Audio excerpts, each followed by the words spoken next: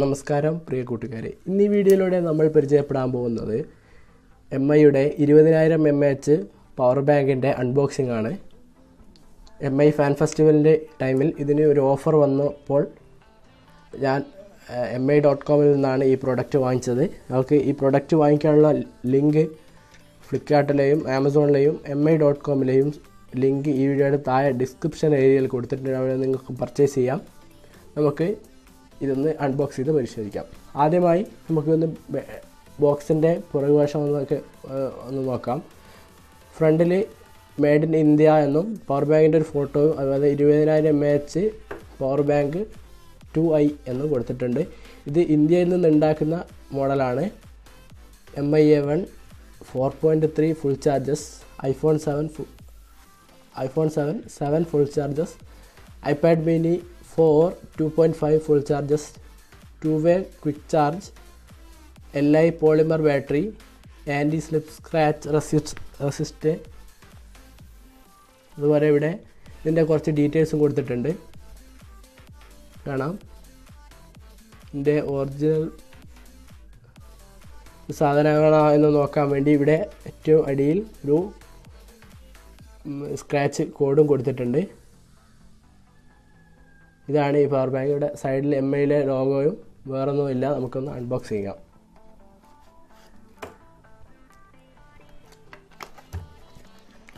Unbox ചെയ്യുമ്പോൾ നമുക്ക് ആദ്യമായി കിട്ടുന്നത് നമ്മുടെ പവർ ബാങ്കാണ്.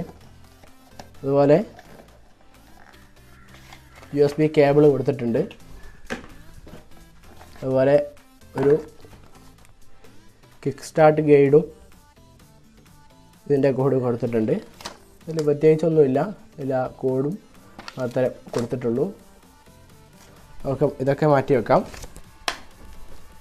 നമുക്ക് പവർ ബാങ്കിനൊന്ന് പരിചയപ്പെടാം. ഇതാണ് നമ്മുടെ പവർ ബാങ്ക്. ഇവിടെ ഫ്രണ്ടിൽ MIയുടെ ലോഗോ കൊടുത്തിട്ടുണ്ട്. ഇവിടെ മുകളിൽ ഒരു ചെറിയ, നിങ്ങൾക്ക് സ്ക്രീനിൽ കാണാൻ ഒരു ചെറിയ ടെക്സ്ചർ കൊടുത്തിട്ടുണ്ട്. പക്ഷെ അത് നമുക്ക് കൈകൊണ്ട് അത്ര എളുപ്പത്തിൽ തിരിച്ചറിയാൻ പറ്റാത്തതാണ്. പിന്നെ ഇവിടെ ഒരു സ്റ്റിക്കർ കൊടുത്തിട്ട് നമുക്ക് റിമൂവ് ചെയ്യാം.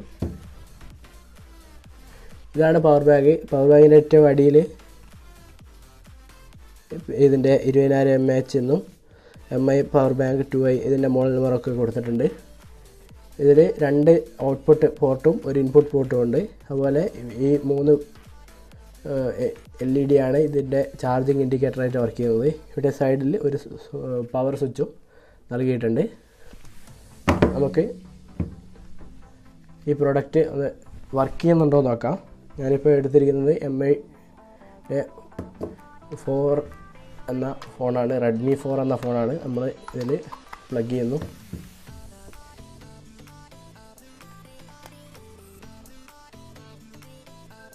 ഓക്കെ, ഇത് ചാർജിങ് തുടങ്ങിയിട്ടുണ്ട്. കാണാം, ഇത് ചാർജിങ് തുടങ്ങിയിട്ടുണ്ട്. ഇത് ഫാസ്റ്റ് ചാർജിങ് സപ്പോർട്ട് ചെയ്യുന്ന ഒരു പവർ ബാങ്കാണ്. ഇന്നും ഔട്ടും ഫാസ്റ്റ് ചാർജിങ് സപ്പോർട്ടുണ്ട്. അതായത് നമുക്ക് ഇത് ഫാസ്റ്റായിട്ട് ഈ പവർ ബാങ്ക് ചാർജ് ചെയ്യാനും നമുക്ക് നമ്മുടെ ഫോൺ ഫാസ്റ്റായിട്ട് ചാർജ് ചെയ്യാനും ഇത് സാധിക്കും. അതുപോലെ വേറൊരു ഓപ്ഷനാണ് പാസ് ത്രൂ ചാർജിങ്. അതായത് അറ്റ് എ ടൈം തന്നെ നമുക്ക് പവർ ബാങ്കും അതുപോലെ